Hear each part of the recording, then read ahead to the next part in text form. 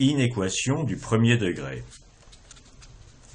Une inéquation est une contrainte sur une ou en général des inconnues où l'expression de la contrainte ne fait pas intervenir le signe égal, comme dans une équation, mais un des signes plus petit que, plus petit ou égal, plus grand ou égal, ou strictement plus grand. Par exemple, trouver x tel que x moins 2 soit plus grand ou égal à 5. Et on trouve naturellement que x doit être plus grand ou égal à 7. Dans cette leçon, on s'intéresse aux inéquations où là où les deux expressions littérales faisant intervenir l'inconnu x, il n'y en aura qu'une seule, sont des polynômes du premier degré en x. Vous voici un exemple. ax plus b strictement inférieur à cx plus d. Alors, il y a des règles algébriques très simples, je vais en mentionner 3, qui permettent d'une manière générale de traiter ce genre d'inéquations. Soit f et g des formes linéaires, comme on vient de voir, et h et k aussi. Alors, si f de x est strictement inférieur à g de x, et puis h de x est strictement inférieur à k de x, on peut additionner terme à terme, et on a f de x plus h de x est strictement inférieur à g de x plus k de x. Et c'est vrai si on met inférieur égal, si on met supérieur égal, ou si on met strictement plus grand. En particulier, si on peut rajouter un nombre, le même de chaque côté, et ça ne change rien au sens de l'inéquation. Deuxième règle, elle concerne la multiplication de part et d'autre par un coefficient positif, strictement positif. Si on a f de x est strictement inférieur à g de x, et que c est un nombre strictement positif, alors cf de x est strictement inférieur à cg de x. Et bien sûr, on peut aussi diviser par c de part et d'autre sans changer le signe, puisque diviser par c, c'est pareil que multiplier par 1 sur c, qui est lui aussi un nombre positif. Alors, il y a une petite chose à ne pas oublier, c'est le changement de signe si on multiplie de part et d'autre par le même nombre négatif. Donc, soit f de x inférieur à g de x, et c un nombre strictement négatif. Alors, cf de x est strictement plus grand que cg de x.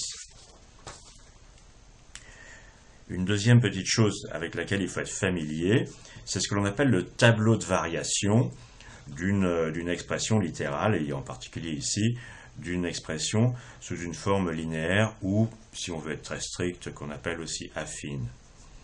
Donc on va regarder le signe de ax plus b en fonction de x, et on va faire l'hypothèse que a est positif. Alors il se passe quelque chose quand x franchit la borne moins b sur a. Si x est plus petit que moins b sur a, ax plus b est strictement plus petit que 0. Si x est égal à moins b sur a, eh bien ax plus b est égal à 0. Et si x est plus grand que moins b sur a, alors ax plus b est plus grand que 0, strictement plus grand que 0. Ça s'appelle le tableau de variation de ax plus b en fonction de la valeur de x. Avec ces règles, on peut résoudre toutes sortes d'inéquations. Alors prenons quelques exemples. Exemple 1. Trouver x tel que 3x moins 2 soit plus grand ou égal à x plus 4.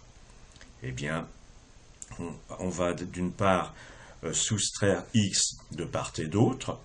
Donc on a 2x, 2x moins 2 est supérieur ou égal à 4. Et on rajoute 2 de part et d'autre, ce qui revient même de le faire passer de l'autre côté. Et on a donc 2x plus grand ou égal à 6. Et là, on divise par 2 de chaque côté, c'est un nombre positif, donc x doit être plus grand ou égal à 3. Et on peut vérifier, d'ailleurs, que si x est plus grand ou égal à 3, ici, ça démarre à 9 moins 2, ça fait 7, et ici, ça démarre à 7, et ensuite, pour x plus grand, eh bien, comme ça va augmenter plus vite que ça va être vrai, et à l'inverse, de l'autre côté, si x est plus petit que 3, eh bien, ça va être toujours faux. Exemple 2. Ce n'est pas à proprement parler une inéquation du premier degré, mais ça revient vraiment au même. Trouver x tel que 2x moins 5 fois x plus 3 est plus grand que 0.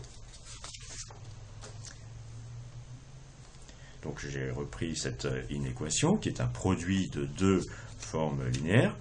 Ici, on va faire le tableau de variation de l'ensemble de tout ça en tenant compte des changements de signes qui se passent à 5,5 pour ce terme-ci et à moins 3 pour ce terme-là.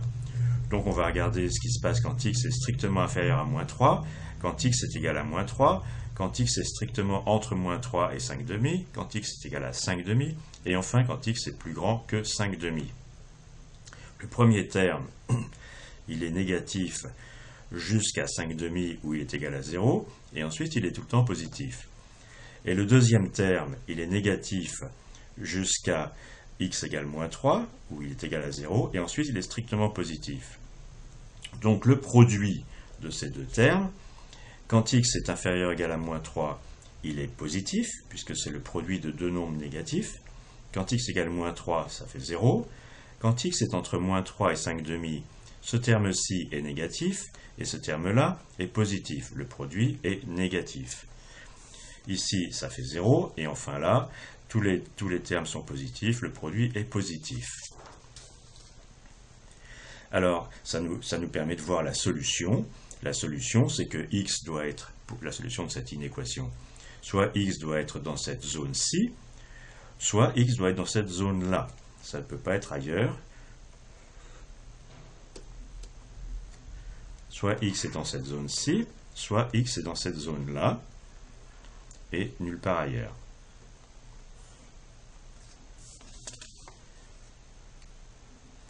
Alors, ça peut s'exprimer, donc soit x est inférieur strictement à moins 3, ou x est strictement supérieur à 5,5. Ce qu'on peut écrire, x appartient à l'ensemble du segment ouvert moins l'infini jusqu'à moins 3, réunion avec le segment ouvert 5,5 jusqu'à plus l'infini.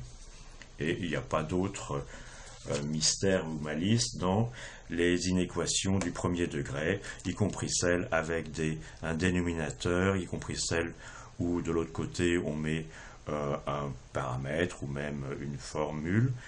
Dans tous les cas de figure, on revient au tableau des variations, on fait un peu d'algèbre selon les règles, et on revient au tableau de variation, et on résout comme ça.